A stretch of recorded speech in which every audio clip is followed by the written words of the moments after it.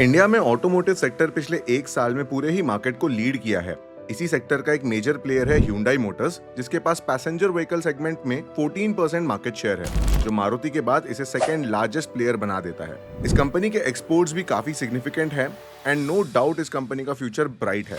अक्टूबर महीने में इस स्टॉक का आईपीओ आने वाला है, सो ऐसे में ये सवाल आता है कि इस आईपीओ में अप्लाई करे या ना करे। क्या हालचाल इन्वेस्टर्स, मेरा नाम है गोरक्ष और मैं हूँ एक स्टॉक मार्केट एनालिस्ट और आप देखना शुरू कर चुके हैं Hyundai मोटर्स के आईपीओ का एनालिसिस।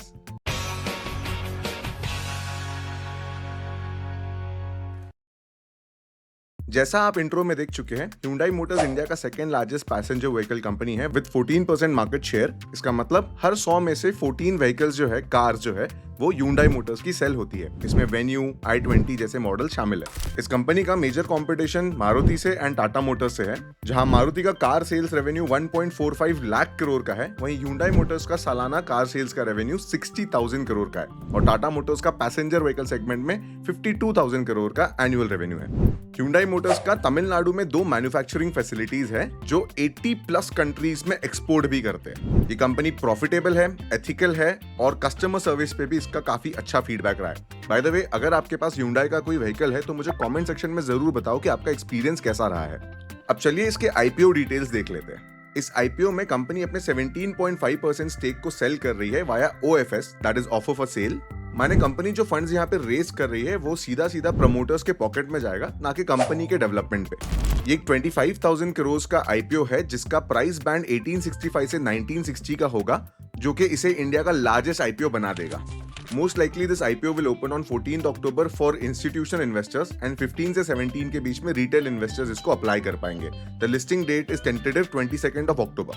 जो वैल्यूएशन ये कंपनी सीख कर रही है that is around a PE ratio of 35। Maruti का PE रेशियो यहाँ पे 27 का है और इसका कॉम्पिटिटर एक महिंद्रा है जिसका PE रेशियो 35 का है। सो अगेन ये वैल्यूएशन वाइज कुछ खास अट्रैक्टिव ऑफर है नहीं। अब देखिए, जब इतना बड़ा आईपीओ आता है तो secondary markets that is BSE and NSE से लिक्विडिटी पुल होती है और ये जनरली एक हिस्टोरिकल ट्रेंड है कि एक करेक्शन को ट्रिगर करता है। आपने LIC के एग्जांपल से अब इस चीज को समझ के देखते हैं। LIC के लिस्टिंग के बाद देखिए किस तरह निफ्टी कितना करेक्ट हुआ था, मिड कैप और स्मॉल कैप भी कितना ज्यादा करेक्ट हो गए थे। ऐसे ही कुछ सिमिलर सिनेरियो हम अभी एक्सपेक्ट कर सकते हैं। अब जरूरी नहीं है कि ऐसा होगा ही, ये एक ऑब्जर्वेशन है on the basis of past data, ये कोई एनालिसिस नहीं है। एक आईपीओ को लिस्टिंग गेन्स के लिए सब्सक्राइब करना तब फीजेबल होता है अगर या तो मार्केट सेंटिमेंट पॉजिटिव हो या फिर आईपीओ अंडर वैल्यूड आ रहा हो।